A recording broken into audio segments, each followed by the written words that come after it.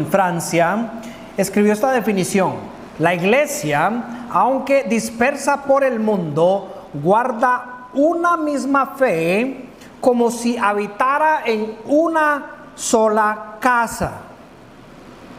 Del siglo IV y V, Agustín de Hipona escribió esta definición: la iglesia es la ciudad de Dios peregrinando por este mundo.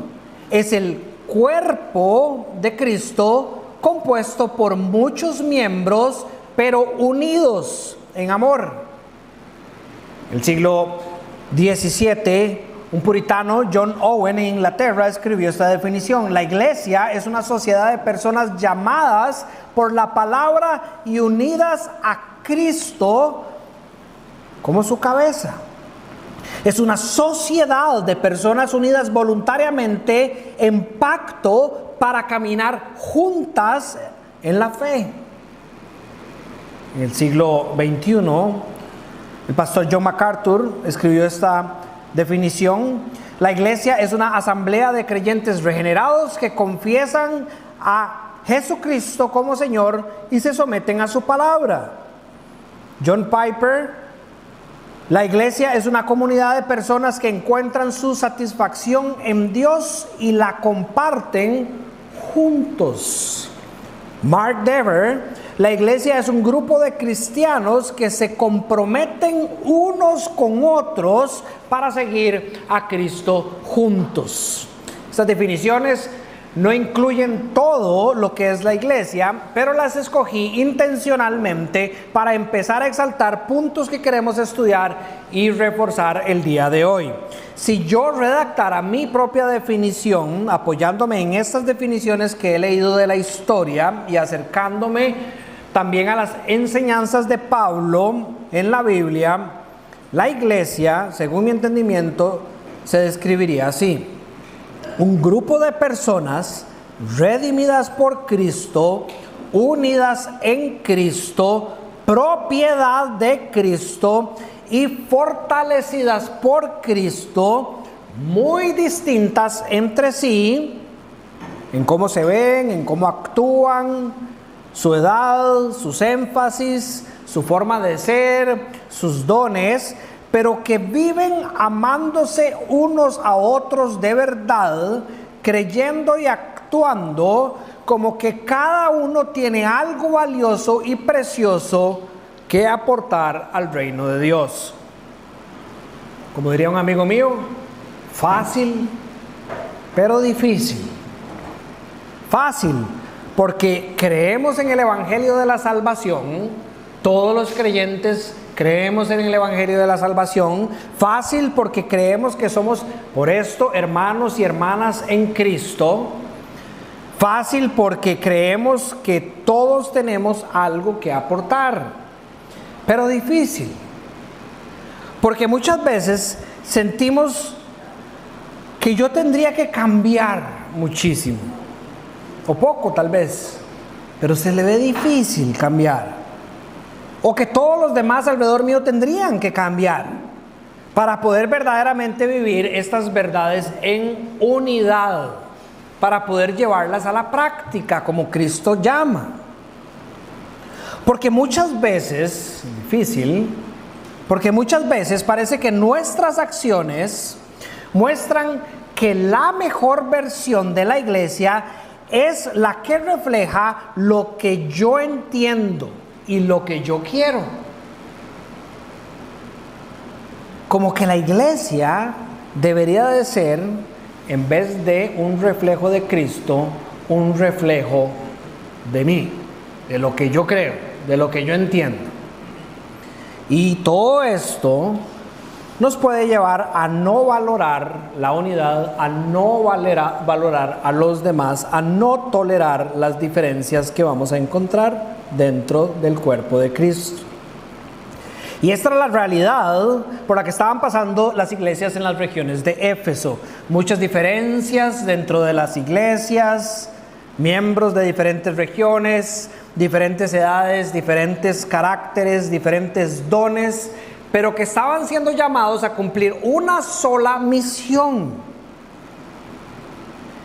Y creo que en el fondo Dios deja esto en su palabra porque esto es un reflejo de todas las historias, de todas las iglesias en la historia, incluyendo la iglesia nuestra, en todos los tiempos y en todo lugar.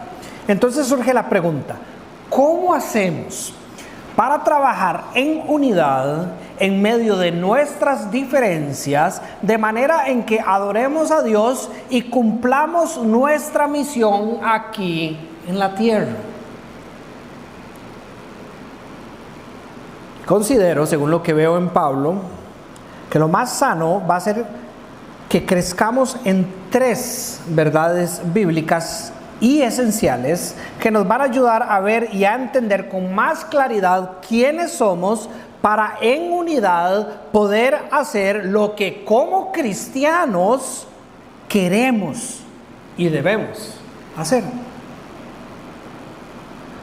Manuel inició la semana pasada con esta sección enfocándose principalmente en el tema de la unidad, y permítame retomar algunos temas para no perder la línea que lleva Pablo en este capítulo. Manuel apuntaba de manera correcta algo muy importante sobre el inicio del capítulo 4. Pablo hace una transición entre el 1, 2 y 3 de la doctrina a la práctica, 4, 5 y 6. Pablo, y este versículo es crucial para toda esta sección y para lo que sigue, ruega a los creyentes que vivan de una manera digna del llamamiento que han recibido. Y Manuel hacía referencia a que esta idea debería entenderse así: vivir una vida balanceada entre la verdad que decimos que hemos abrazado y la manera en que vivimos esa verdad. En otras palabras, si de verdad nuestro corazón atesora a Dios y su sana enseñanza, debería demostrarse en una sana práctica de esa enseñanza, agradable a Dios. Ahora, esto no es nada nuevo. Aproximadamente 20 años antes de que Pablo estuviera escribiendo esta carta desde prisión, ya Santiago, líder de la iglesia de Jerusalén, medio hermano de nuestro Señor Jesús, había definido lo que la verdadera fe bíblica es: una fe que cree, una fe que confía, una fe que practica. Porque una fe sin obras, ¿qué? Está muerta. Una fe sin obras está muerta.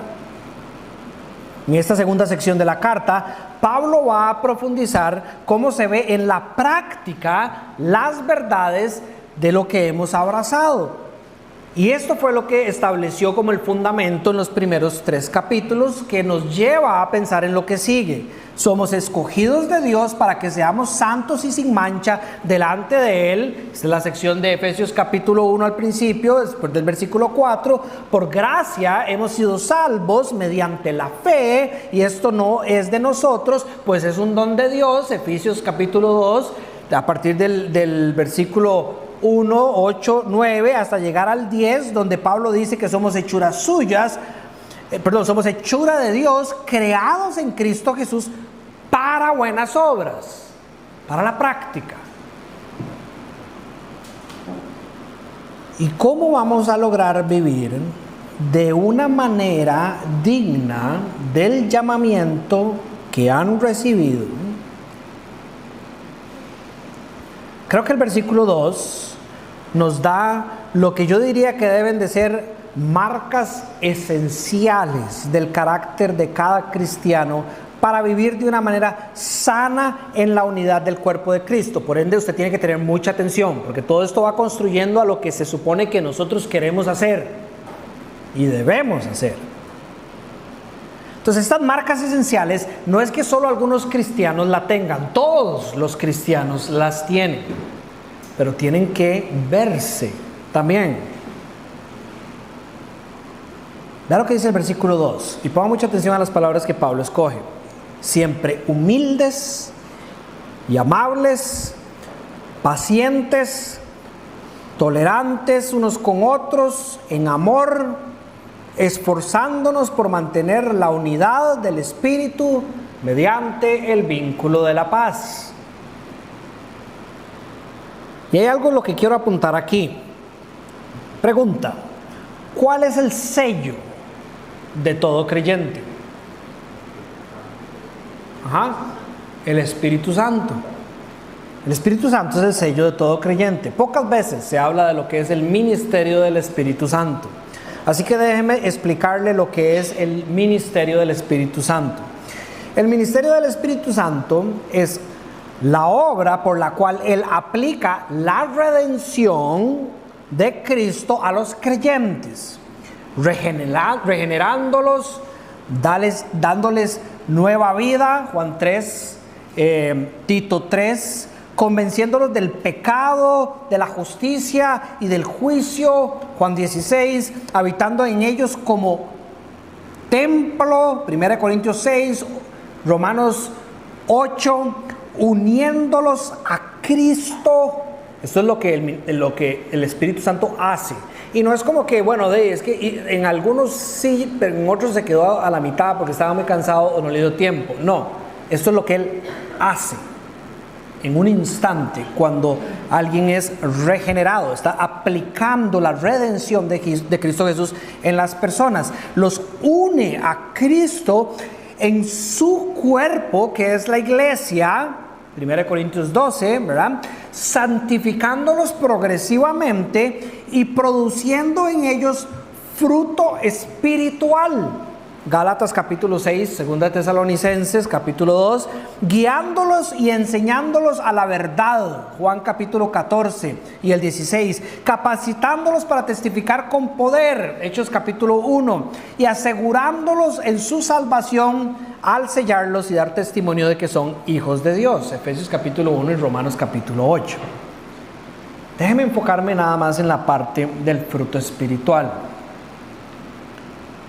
El fruto del Espíritu, según Gálatas en el capítulo 5, es amor, gozo, paz, paciencia, amabilidad, bondad, fidelidad, humildad y dominio propio.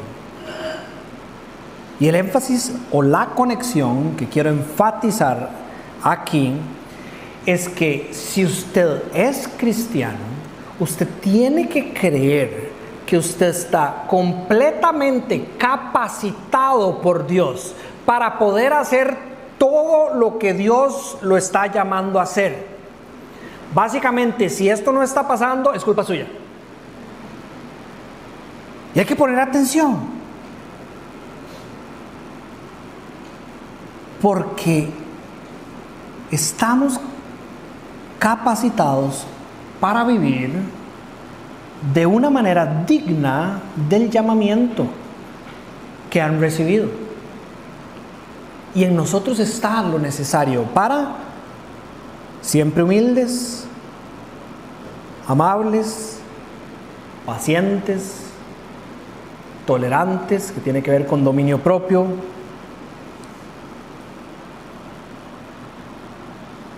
esforzándonos por mantener la unidad del Espíritu mediante el vínculo de la paz.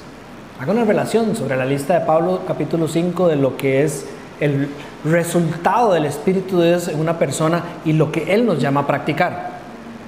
Es directa, no hay excusa. Si el Espíritu Santo está en su corazón, usted va a poder hacer esto que Dios le pide y vivir de una manera digna del llamamiento que ha recibido. Pero hay una cosa más en esta sección que es sumamente importante. Si usted quiere vivir de una manera digna del llamamiento que ha recibido, la iglesia local tiene, no es puede o tal vez, tiene que ser parte fundamental de su vida. Tiene que ser parte fundamental de su vida. Y sé que a algunos no les sirven estas noticias, tal vez puede que les suene hasta como malas noticias, porque le afecta su dinámica de vida, porque a usted le gusta el ritmo que usted lleva, porque a usted no le gusta salirse de su zona de confort, no le gusta la incomodidad, a usted le gusta hacer las cosas solo o solo con las personas que usted ha escogido. Pero mi objetivo, y usted tiene que creerme, no es darle malas noticias. Mi objetivo más bien es darle buenas noticias. Mi objetivo es que usted ahora sepa esto y crezca en el entendimiento de esta verdad. Porque si usted verdaderamente es de Cristo y por esta razón usted quiere vivir para Cristo, con estas verdades usted va a poder corregir su vida para de esta manera vivir de una manera digna del llamamiento que ha recibido. Solo en conjunto con la iglesia local usted podrá hacerlo.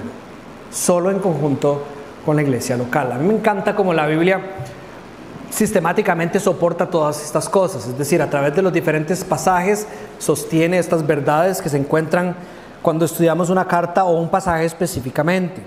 Cristo dijo en Juan capítulo 5, versículos 5, el que pertenece a mí, como yo en él, dice, dará mucho fruto. Y después dice, separados de mí, no pueden ustedes hacer nada. Y claro que está hablando de salvación, pero también de una relación íntima como Él la dispone. Efesios en el capítulo 1, esta misma carta, dice que Dios lo dio a Cristo como cabeza de todo a la iglesia. Esta es su cuerpo. Y de una manera en que nosotros no podemos entender, porque es algo divino, dice que la iglesia es la plenitud de aquel que lo llena todo por completo, la plenitud de Cristo. Entonces la verdad eterna que Pablo está explicando aquí es que Cristo en su amor y solo por su gracia y su misericordia ha decidido no existir por el resto de la eternidad separado de su cuerpo. De aquí que si usted quiere verdaderamente vivir de una manera digna del llamamiento que ha recibido, no lo puede hacer solo agarrado de la cabeza. Tiene que hacerlo en conjunto del cuerpo también, porque ese es Cristo como un todo, el que llena todo. No nos podemos separar. Ahora, créame, yo entiendo, sí, a veces se puede ver como una tarea difícil, y por eso Pablo lo escribió en esta sección, para subrayar estas verdades que eran difíciles de entender en el tiempo de los Efesios, que son difíciles de entender para nosotros también, pero que nos van a ayudar a vivir en el centro de la voluntad de Dios, para nuestras vidas, para la vida de la iglesia. Entonces, 3 verdades que nos ayudan a caminar en unidad hacia los propósitos de Dios. Número 1, en el fondo todos somos iguales. En el fondo todos somos iguales. Primero vea esto, tenemos la misma identidad. Tenemos la misma identidad. Vuelva a ver alrededor suyo y vea las diferencias. Yo conozco a todos ustedes, también sé de muchas otras diferencias que ustedes tienen. Y aún así, todos tenemos la misma identidad. En el fondo todos somos iguales. Piénselo por medio de esta ilustración. Según la Biblia, ¿qué compone al ser humano? 2 cosas. Cuerpo y espíritu, / alma. Cuerpo y espíritu componen al ser humano. Y esto es lo que hace la identidad del ser humano. Es decir, no existe un ser humano sin cuerpo, no existe un ser humano sin espíritu. Espíritu y cuerpo es la identidad de lo que se entiende como un ser humano. ¿Qué compone la iglesia? Según el versículo 4, un solo cuerpo y un solo espíritu. Esta es la identidad de la iglesia. Y todos los cristianos somos parte del cuerpo, somos parte del espíritu. Y de nuevo, la Biblia no nos permite entender a un cristiano que no es parte de este cuerpo. Porque si usted es de esos cristianos que cree que por tener una vida con el Espíritu está bien y es suficiente, entonces usted no es cristiano. Para ser radical en la definición, ¿verdad? Porque no hay cristiano que no esté con el cuerpo y con el Espíritu. Esa es la iglesia. Y si usted es cristiano, es parte de la iglesia. Ahora, déjenme darle una aclaración para aquellos que les gusta ir más profundo. Aunque Pablo está hablando sobre una realidad de la iglesia universal, un solo cuerpo y un solo espíritu, una sola fe, un solo Señor, ¿verdad? Como dice el versículo 4 y el 5, la aplicación que está haciendo es totalmente local y práctica, porque si no, no tendría sentido la parte de vivir en humildad, soportarse en amor, guardar la unidad. ¿Me entienden? Si usted no puede decir, no, pero es que yo sí soy parte del cuerpo de la iglesia universal. Esa no es la aplicación o lo que Pablo está apuntando. Porque si no, ¿cómo se practica la humildad y el soportarse en amor los unos a otros o el guardar la unidad con la iglesia cristiana en China? No, ¿verdad? Está hablando en la aplicación, en la práctica de la iglesia local. Entonces, de nuevo, Pablo está... ¿O cómo tenemos que entenderlo? La iglesia universal es una sola, pero se manifiesta visiblemente en muchas iglesias locales. Pablo está hablando a las iglesias locales o a la iglesia local, mientras afirma también verdades universales. Y lo que ya es cierto, en lo universal, que es una sola iglesia, debe hacerse visible en lo local. Un cuerpo, unidad real entre los creyentes. Temas de identidad, todos somos iguales. ¿Qué tal en temas de esperanza? Todos tenemos la misma esperanza. Pablo dice, fueron llamados a una sola esperanza, todos en la iglesia. ¿Cuál es esa esperanza? La esperanza de la glorificación final. Todos estamos esperando la glorificación final, ¿verdad? Romanos capítulo 8. La resurrección del cuerpo. Todos confiamos en la resurrección del cuerpo, según estudiamos en 1 Corintios 15. La herencia eterna. Todos anhelamos la herencia eterna, según describió Pablo en el capítulo 1 de Efesios, y la plena comunión con Cristo, según Colosenses capítulo 1. Esa es nuestra esperanza. Todos los creyentes tenemos esa misma esperanza, en eso somos iguales. Tenemos un mismo testimonio, versículo 5, un solo Señor, una sola fe, un solo bautismo. Este es el testimonio de todo creyente. Todo creyente cree que Jesús es el Salvador y el Señor. Todo creyente cree que fuimos salvos por medio de la fe y que el bautismo es la profesión pública de la gracia de Dios sobre nosotros. Iguales. Ese es el testimonio. Y todos somos parte de una sola familia. Versículo 6. Un solo Dios y Padre de todos. Que ya Pablo había hablado de esto en el capítulo 2. Por medio de Él,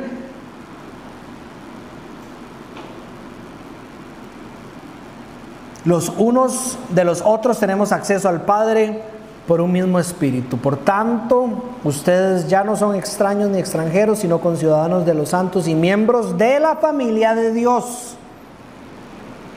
Entonces, por ejemplo, digamos, en mi casa, nosotros le decimos a nuestros chicos, no se traten así de feo, vamos, respétense. Ustedes ven a papá y a mamá tratándose así de feo como se están tratando. Vamos, chicos, aprendan, vean de nosotros y respétense los unos a los otros en la casa. ¿Cómo nos tratamos como hermanos y hermanas de la familia de Dios? ¿Tenemos una dinámica diferente cuando estamos en la familia de Dios? ¿Estamos reflejando a nuestro Padre Celestial? Y yo creo que vale la pena hacer el ejercicio personal, ¿verdad? Cómo yo estoy reflejando a Dios, a mi Padre, a esta familia a la que pertenezco, con las personas que están a mi alrededor. ¿Estoy yo representando las enseñanzas de mi Padre con mis hermanos y mis hermanas? Y recuerde que usted puede estar pecando por comisión y por omisión. ¿Eso qué significa? Por comisión, usted puede estar pecando si usted hace algo que no refleja a Dios. Por omisión es que si usted no hace nada, también es pecado.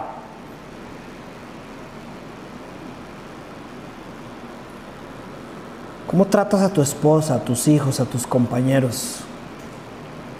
¿Cómo podemos entender a hermanos que se rechazan o se juzgan por sus posturas políticas en vez de amarse en Cristo? O hermanos que se mantienen ofensas ahí en el corazón, atesoradas, en vez de extenderse el perdón genuino como el Padre nos ha perdonado. Hermanos que critican a otros en privado en lugar de buscar la edificación de ellos en amor, como el Padre nos ha enseñado. Hermanos que menosprecian a los otros. En el fondo todos somos iguales. Hay un solo cuerpo, un solo espíritu, una sola esperanza, un solo Señor, una sola fe, un bautismo, un solo Dios y Padre de todos, que está sobre todos, en medio de todos y en todos. Punto número 2. Así como somos iguales, también somos diferentes. Y esta es la clave. Al entender verdaderamente que en el fondo todos somos iguales, es decir, al volver a ver a su alrededor y saber que esto es lo que hace a la persona que está a la par suya, lograremos respetar y ver con buenos ojos nuestras diferencias para mantener la unidad de la iglesia. No se nos puede olvidar, las buenas diferencias que vemos en nuestros hermanos las dio Dios. Así que, arraigados a la unidad, trabajamos juntos en nuestras diferencias. ¿Cómo somos diferentes? Número 1, tenemos diferentes dones. El versículo 7 dice: a cada uno de nosotros se nos ha dado gracia en la medida en la que Cristo ha repartido los dones. Y en el 11, Pablo, para dar unos ejemplos, creo yo, da una lista muy corta de algunos de esos dones y de cómo salen a la superficie. Él, Cristo, constituyó a unos como apóstoles, a otros profetas, a otros evangelistas y a otros pastores y maestros. Ahora, permítame abrir un paréntesis rápido aquí para explicar un poquito estos términos, porque creo que aunque Pablo solo está dando un ejemplo, no está hablando sobre la estructura de la iglesia, y por tanto no quiero dedicar mucho tiempo a esto. Sí sé que estos términos han sido abusados o confundidos o no han sido enseñados, y por esta razón han sido mal interpretados. Si alguien tiene alguna pregunta, puede levantar la mano al final si nos da tiempo.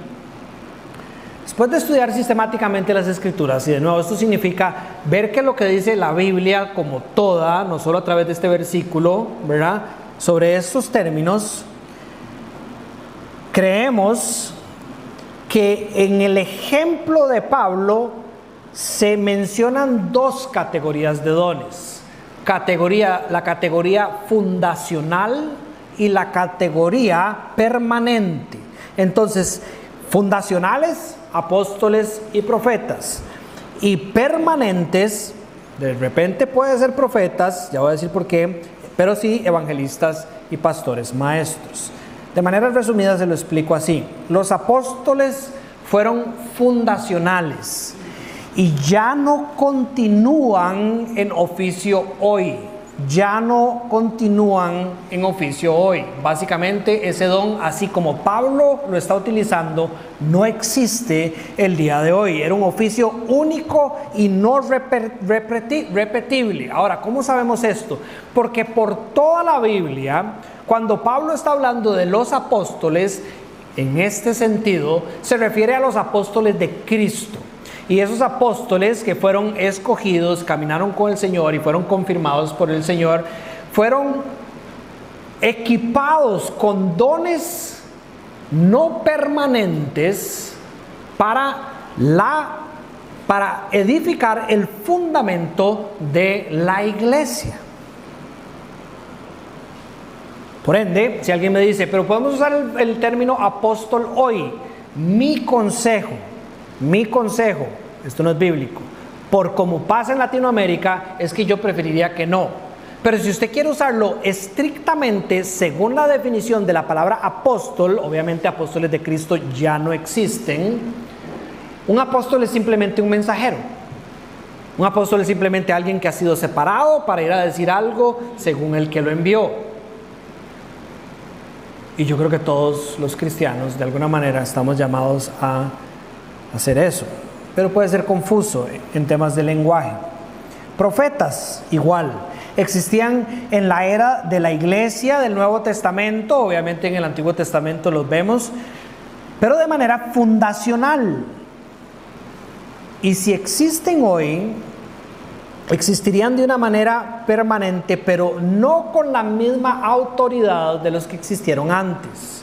Entonces, depende cómo usted interprete lo que es un profeta, usted podrá ver que habían personas en el tiempo de la construcción de los fundamentos de la iglesia que fueron no apóstoles de Cristo, pero inspirados para proclamar la verdad de Dios en un momento determinado. Por ejemplo, Marcos, el evangelista. Solo que todo el mundo le va a decir evangelista, pero Marcos no era un discípulo de Cristo, ni tampoco Lucas, y aún así escribieron palabra de Dios, correcto. Podría ser confuso usar el término.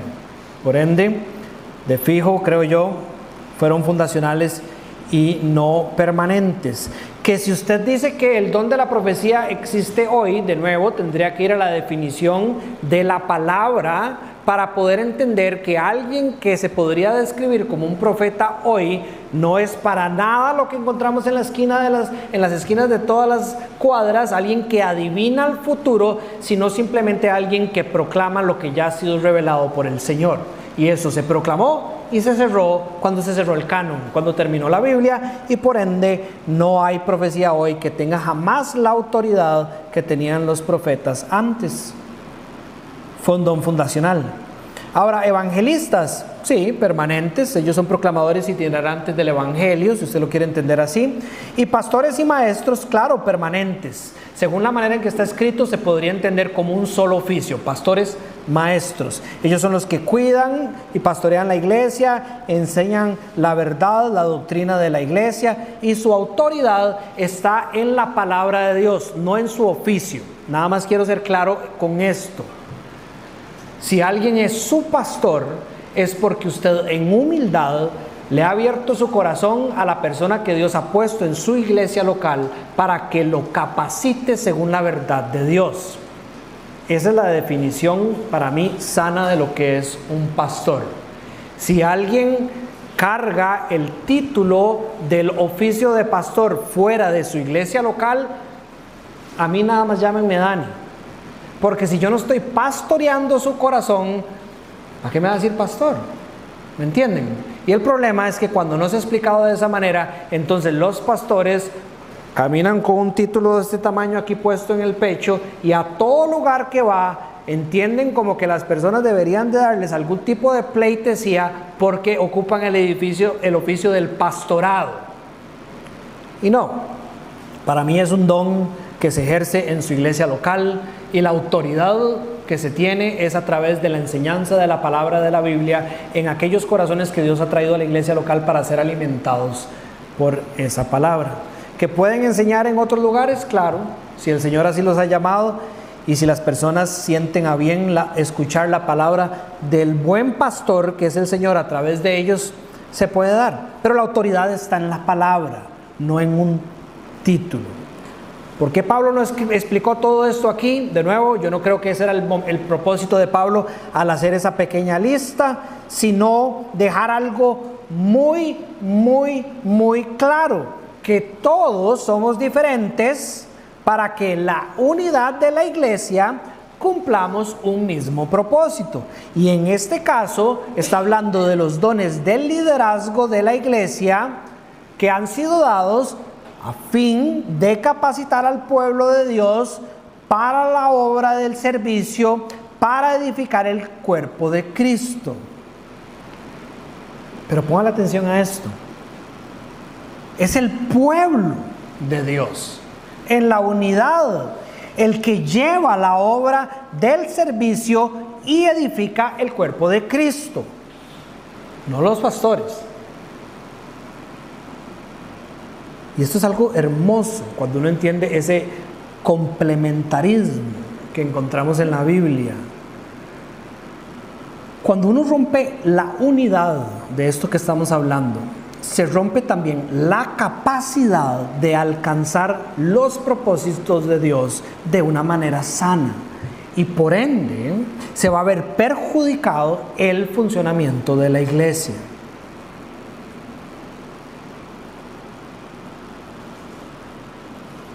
Ahora la pregunta sería, para todos nosotros, ¿qué estamos haciendo con la generosidad de Dios? Porque si entendemos el don como un regalo que Dios ha dado a todo creyente, ¿qué está haciendo usted con la generosidad del Señor? ¿Qué está siendo afectado al no pensar en utilizar mis dones en la unidad de la iglesia? Y ustedes me conocen a mí y ustedes saben que yo tengo mis carencias y mis faltas. Por ende, mi propósito no es justificarme, pero sí enseñarles y ponerlos a pensar. Porque yo a veces me pongo a pensar, perdón, valga la redundancia, o déjeme usar la palabra otra vez, si puede ser que en su mente, o usted sea una de esas personas que pueden pensar así: algo está mal en la iglesia porque no me buscan para darme consejos. Algo está mal porque no me visitan. Algo está mal porque el pastor no está en todas las misiones o participando en todos los proyectos. El pastor además cada día debe estar más vago porque está enseñando menos los domingos. Ahora hay otros que enseñan. O algo no me gusta, es que el pastor no está dando un discipulado en español, ahora solo da un discipulado en inglés. O no va a todas las reuniones de todos los ministerios. Y yo quiero invitarlo a que usted se haga 4 preguntas o piense en 4 cosas. Número 1, pregúntele a su pastor qué sí está haciendo en vez de asumir que no hace nada. Y esto no es de nuevo para defenderme ni para regañar a nadie, simplemente yo creo que es lo más sano. Por lo que usted entiende de lejos que su pastor no está haciendo cosas, pregúntele qué sí está haciendo con sus dones. Pregúntese usted qué está haciendo usted para ayudar a los esfuerzos del liderazgo de la iglesia. Pregúntese usted si usted está haciendo lo que Dios le ha mandado hacer. Pregúntele a los demás que están a su alrededor si ellos están sirviendo para edificar el cuerpo de Cristo. Y de nuevo, esto no es ninguna regañada, creo que son cosas válidas de preguntarse, porque le pueden abrir los ojos. Puede que usted de repente se dé cuenta de que La tarea del pastor es capacitar al pueblo de Dios para la obra del servicio, para que en conjunto, ustedes y los pastores, se pueda edificar el cuerpo de Cristo, y que usted o algunos otros han decidido no ser parte de esa capacitación. ¿A cuántos discipulados asiste usted en la iglesia local? ¿A cuántas reuniones de oración? ¿Cómo está su asistencia los domingos? Hay personas que dicen: pastor, es que a mí verdaderamente me gustaría que usted me aconsejara en algunas cosas de la vida. Y yo no siempre hago esta pregunta, pero a veces me pregunto: ¿cómo estará la asistencia de esta persona los domingos a la iglesia? Porque esto es una sesión de consejería.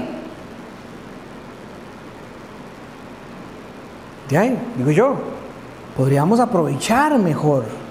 O si usted no viene a la iglesia, usted escucha las prédicas en línea para saber cómo Dios lo está capacitando a usted por medio de su pastor.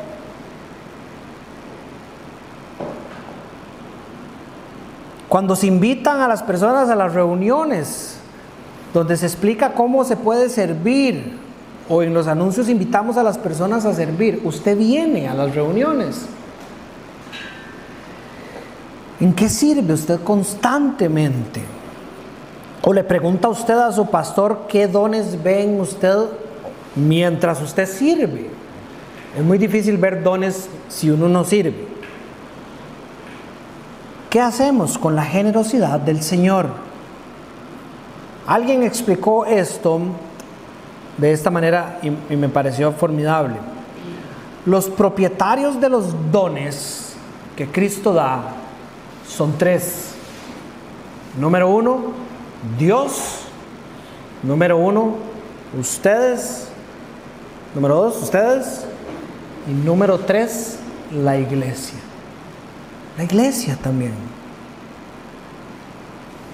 Y así de maravilloso lo ha explicado el Señor a través de su palabra.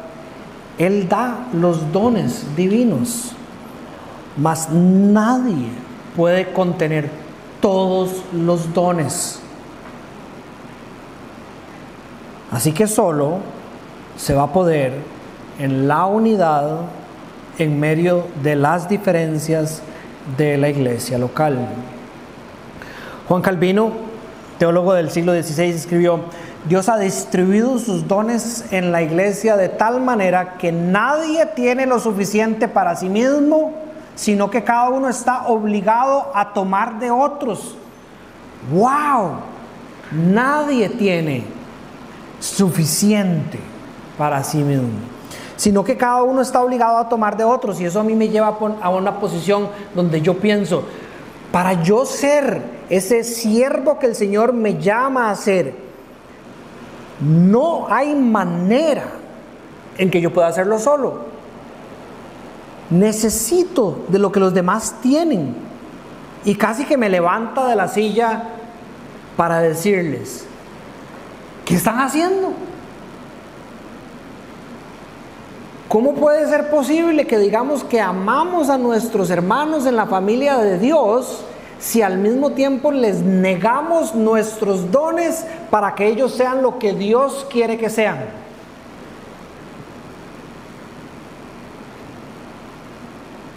Qué chiva, ¿verdad? Darse cuenta de estas cosas y entenderlas mejor. Déjeme darle algunos consejos bíblicos y rápidos aquí con respecto a este tema. Número uno, no descalifique ninguno de los dones. 1 Corintios 12 habla de esto, y básicamente la enseñanza es que todos los miembros del cuerpo son sumamente importantes. Tanto el brazo como el pie, tanto el dedo como el ojo, todos son igual de importantes. No dejemos que el enemigo nos meta ideas en la cabeza sobre que, es que este sí es importante y lindo y este no. No, ante los ojos de Dios todos son importantes. Espero que usted se sienta honrado cuando usted sirve de una manera en que nadie se da cuenta. Por ejemplo, todos nos sentamos durante la semana y llegamos y vemos este rancho preparado, listo y bellísimo. Nadie se da cuenta que la familia Ruiz llega desde las 8 de la mañana todos los domingos de una manera increíblemente constante. Ojalá que ustedes se sientan llenos de gozo por la manera en que están honrando al Señor con sus dones y edificando a sus hermanos también por medio de ellos. Atiendan al mandamiento. Esto es Romanos 12, donde se habla de esto. Sea cual sea su don, úselo. Sirva activamente en la iglesia local y dése cuenta de sus dones. Deje que el Señor le dé nuevos dones cuando sirve también. 3. No ignore el mandamiento. Sí, no solo atienda al mandamiento creyendo en esas cosas, pero tampoco lo ignore o no lo ignore entendiendo que involucra sacrificio. Yo estoy seguro que si todos ustedes se ponen a pensar en, wow, yo podría servir en algo más en mi iglesia, inmediatamente va a empezar a pensar en qué tiene que sacrificar para hacer eso. El servicio involucra sacrificio. Cuando se hace con el corazón correcto. Cuando no se hace, y ese es otro consejo, hágalo con el corazón correcto. No lo haga para que le aplaudan aquí en la tierra. Haga para recibir aplausos cuando entre al reino de los cielos. Sacrifíquese, hágalo por el corazón correcto. ¿Se acuerdan esa conversación entre Jesús y los hijos de Zebedeo?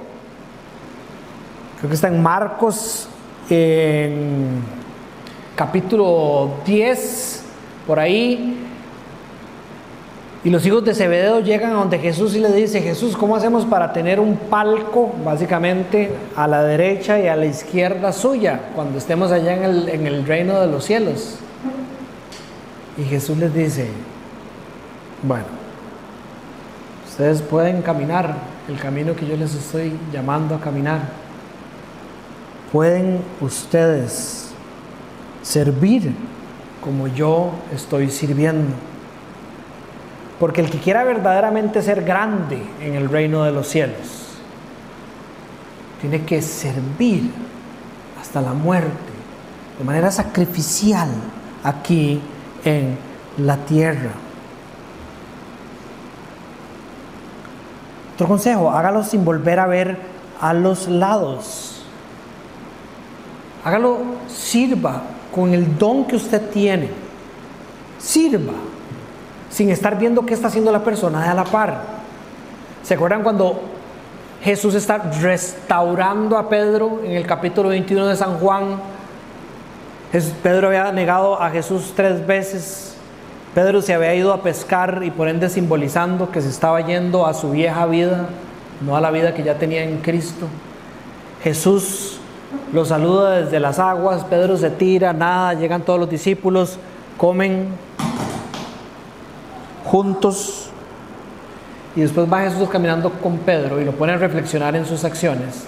Lo está restableciendo, le está contando sobre el gran ministerio que va a tener.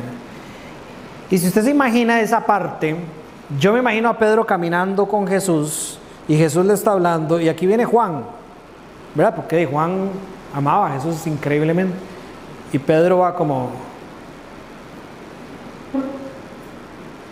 hasta llega al punto y dice: Jesús, y todo esto conmigo, pero ¿qué va a pasar con aquel? ¿Y aquel qué va a hacer? ¿Y Juan qué?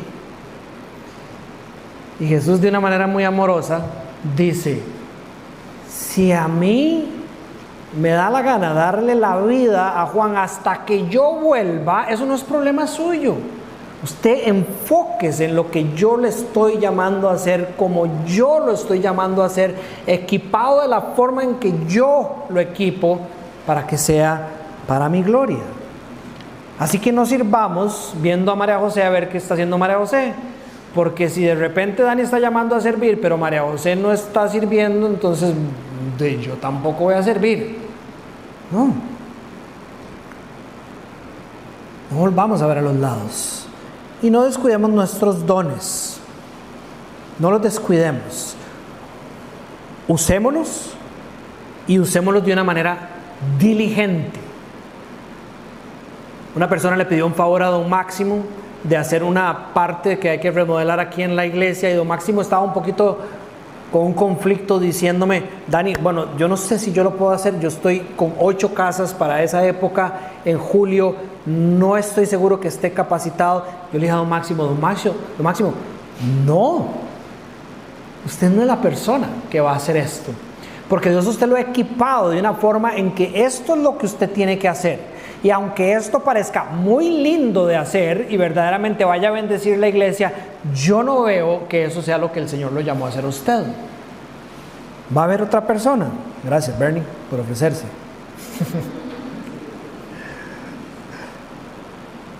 Así que no podemos descuidar nuestros dones, ni en no usarlos, ni en usarlos de una manera que no sea la que el Señor nos ha llamado a usarlos.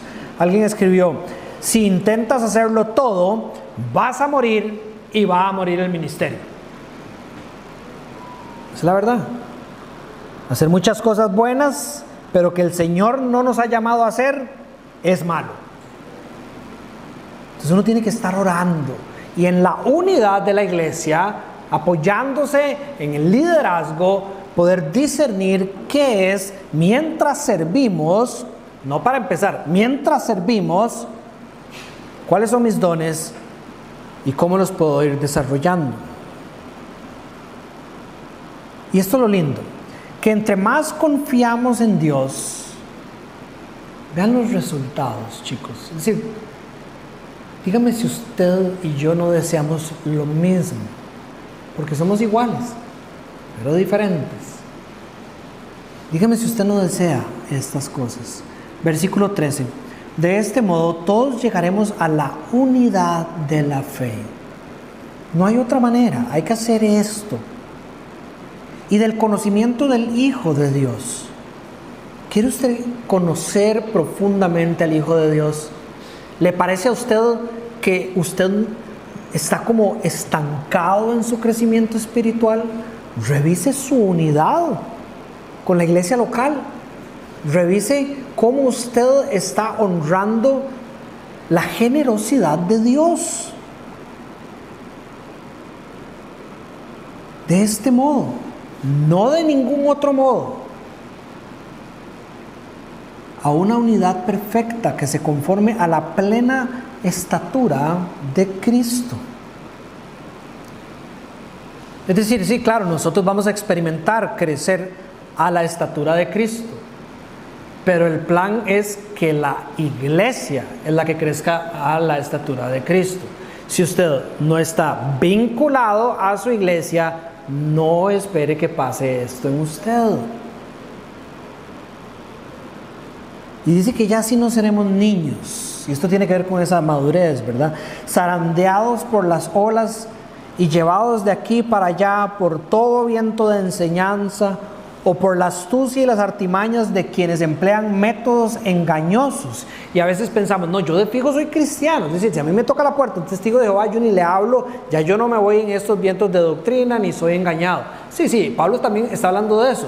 Pero ¿qué pasa, por ejemplo, cuando usted habla en las redes sociales? ¿Se ve usted tentado a vivir como vive el mundo? Sería falta de madurez. Y si usted no quiere ser esa persona, es aquí, en la unidad de la iglesia, con el compromiso de todos, que vamos a evitar y ser maduros.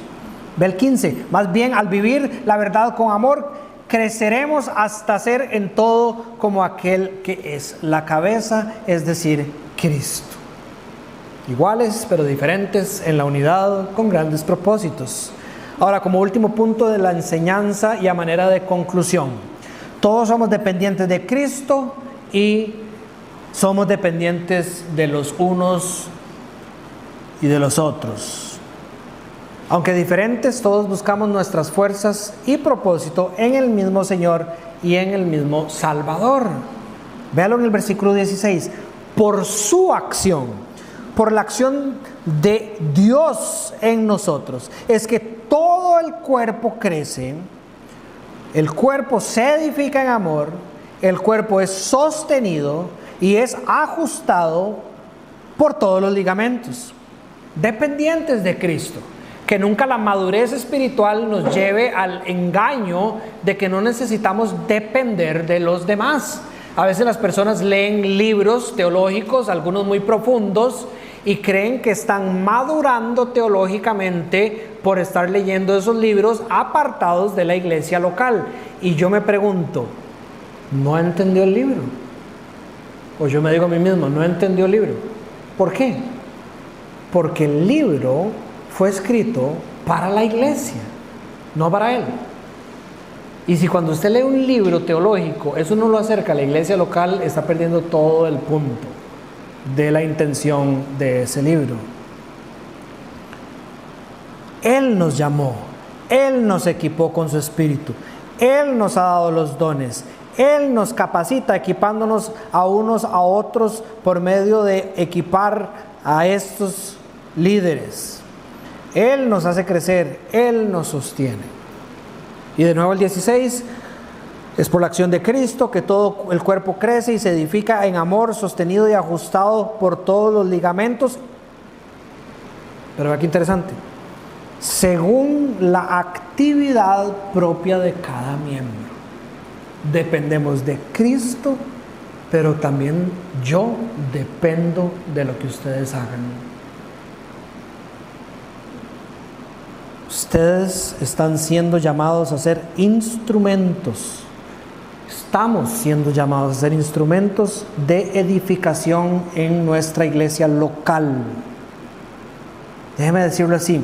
Si usted ha sido comprado por Cristo, se espera que usted sirva junto con el cuerpo de Cristo los propósitos de Cristo. Eso es vivir de una manera digna del llamamiento que han recibido. Cierro con una cita de Spurgeon.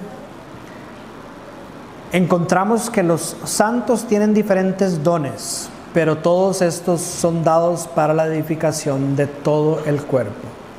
Todo cristiano tiene algún don y está obligado a usarlo para el bien de sus hermanos en la fe. Muy bien. Voy a orar por esta sección. Los músicos van a pasar y nos vamos a preparar para celebrar también la cena del Señor.